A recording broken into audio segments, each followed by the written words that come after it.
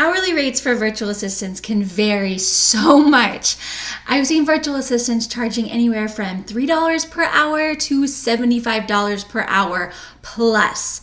And to a new virtual assistant, it can be hard to look at this vast range of hourly rates and determine a rate that is right for your business. If you've downloaded my pricing guide or checked out other virtual assistants blogs, you might have found a couple of different formulas that will help you determine an hourly rate that will allow your business to be sustainable. But what if you want to go beyond sustainability and find an hourly rate that is a perfect fit for your business? I believe that there are just 4 key questions to ask yourself when you're considering raising your rates, and I'm sharing them all on this week's episode. You're listening to the Support Squad podcast, where virtual assistants come together to share their best business tools and tips. Virtual assistant for life coaches Sharon Nissen created the Support Squad with a firm belief in community over competition. Whether you're a new virtual assistant looking for advice on how to get started, or an established virtual assistant looking to expand your skills and invite even more abundance into your career, you're in the right place. Working from home doesn't have to be lonely. We're in this together. Now, here she is, the host of the Support Squad podcast, Sharon Nissen. Hey, welcome back to another episode of the Support Squad podcast. I'm your host, Sharon Nissen, and now before we dive into the nitty-gritty of today's episode, I thought it would be great to tell you a little bit about my evolution in pricing my virtual assistant services. I think that so often we get really vague advice about pricing. Like we hear stuff like charge your worth, and if a client won't pay your rates, then they're not your client. But we rarely hear virtual assistants get real and honest about their rates, especially their hourly rates. So I want to share my journey with real numbers, the good, the bad, and the ugly.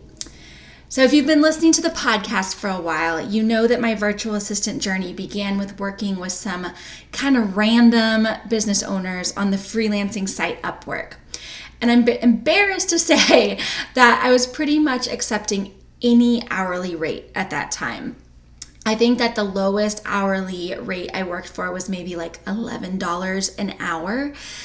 And obviously there's no way to run a sustainable business at that rate.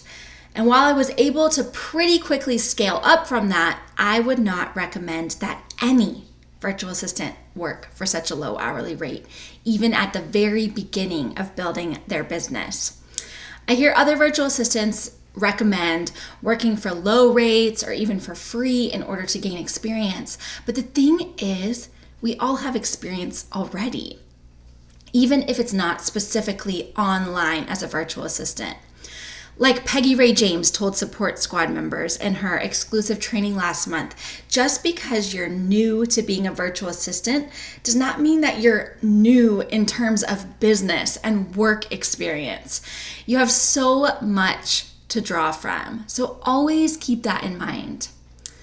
Now, pretty quickly into my virtual assistant journey, I settled in to the comfy, safe rate of $25 an hour. And after charging only $11 an hour, this felt pretty good to me for a little while. It was affordable for my clients. It allowed me to run a sustainable business, and confident-wise, it definitely felt a lot better than $11 an hour.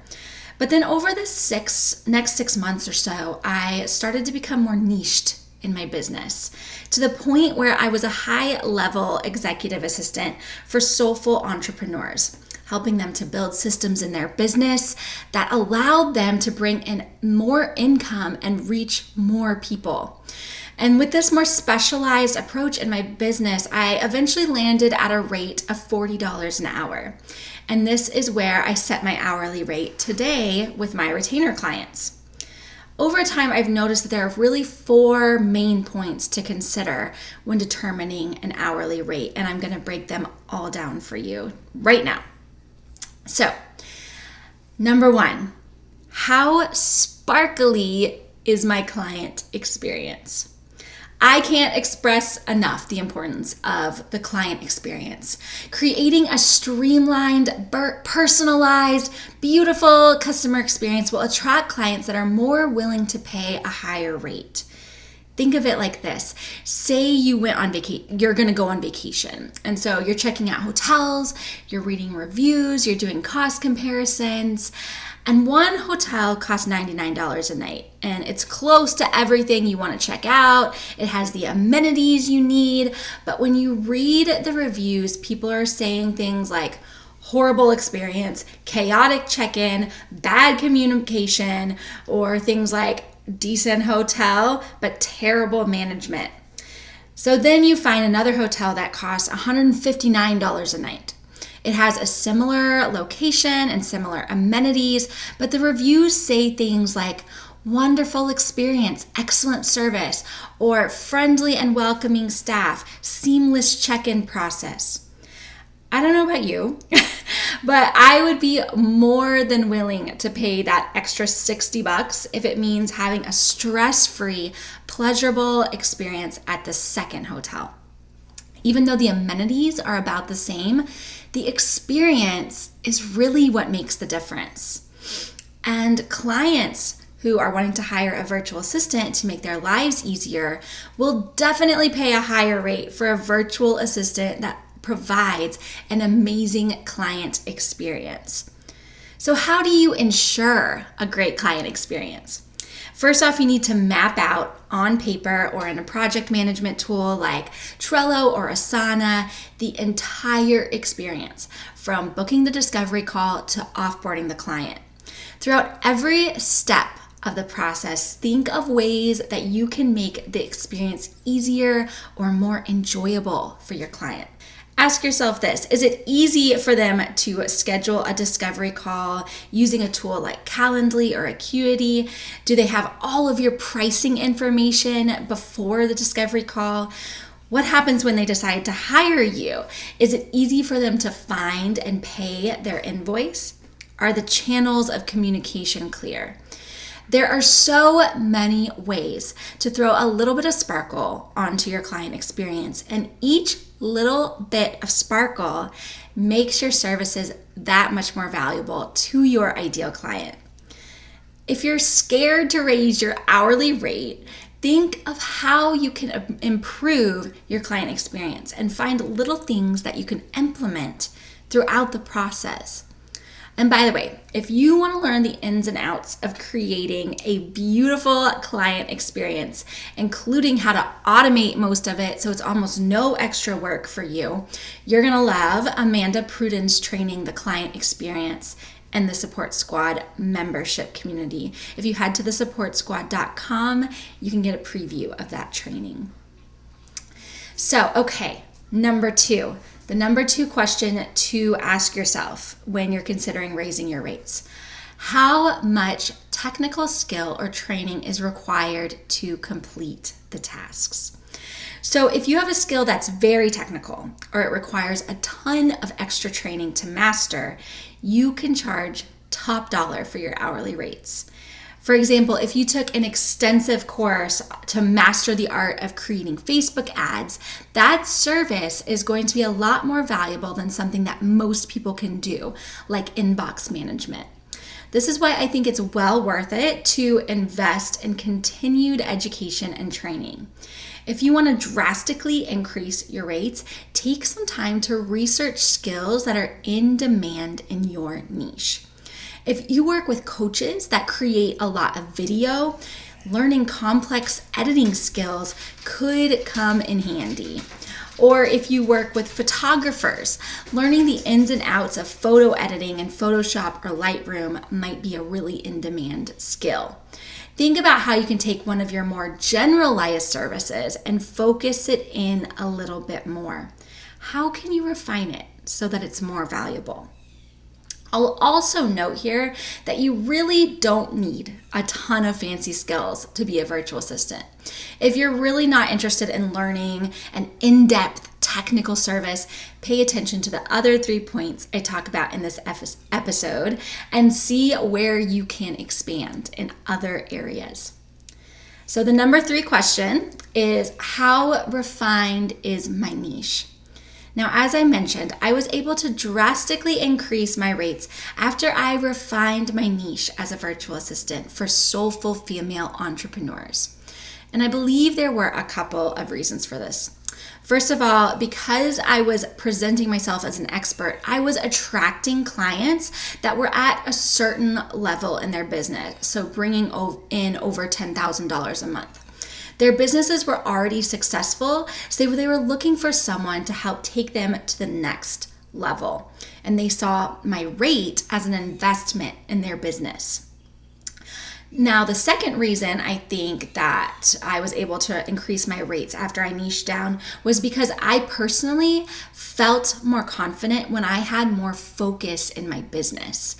Rather than throwing things out into cyberspace and seeing if they would stick, I could become much more strategic in my marketing. So once I had a more clear vision for my business, I had no problem asking for a higher rate. So as I always say, yes, it's possible to have a virtual assistant business without a niche, but your income potential and your overall satisfaction will definitely increase when you find your area of expertise. All right, so the number 4 question, can I provide proof of incredible results? So if you want to charge an amazing hourly rate, why don't you prove that you can give amazing results? And there are a few ways you can do this. So you can use social proof, and this involves testimonials. So ask your former clients to write an in-depth testimonial of your services. And to make sure it dives deep and provides lots of evidence for future clients, you could come up with a quick a quick questionnaire in Google Forms to send to them. Another way you can do this is with a portfolio. So having a portfolio of your highest quality work will prove to potential clients what you're capable of. You can create a portfolio page on your website or make a PDF in Canva. Just make sure that you're showing off your absolute best work. Quality is better than quantity here. Another way to give that social proof is with case studies. If you're a social media manager, take screenshots of your client's engagement rate. If you're a Pinterest manager, keep records of your client's link clicks. If you provide email marketing services, track your clients' open rates. If you can show your success with past clients, potential clients will gladly pay a premium hourly rate because they'll already have that trust and be excited to see the results that you can show them. You'll notice that as you ask yourself these 4 questions, that there are probably pieces of your business that you can up-level in order to justify a serious increase in your rates. The beautiful thing about being a virtual assistant is that there's so much room to increase your income. And by continuing to improve your skills and your customer service, you'll not only begin to attract clients that will be happy to pay your rates, you're also going to fall more and more in love with your business. And that, my friends, is priceless. Now, if you want to ask me any questions about this week's episode, make sure to join us in our private Facebook group, the Support Squad Hangout. And if you want to get personalized coaching from me, in-depth trainings from guest experts, and so much more, be sure to join us in the Support Squad membership community. When you sign up right now, you get 14 days for free. And when you enroll, you get instant access to everything that's in the membership area. So that means all of our trainings from guest experts, all of our past coaching calls, all of those bonus goodies like contract templates and bonus trainings and all that stuff. You get instant access when you enroll and try it for 14 days for free. So I'll see you in there. Until next time, Boss Babe.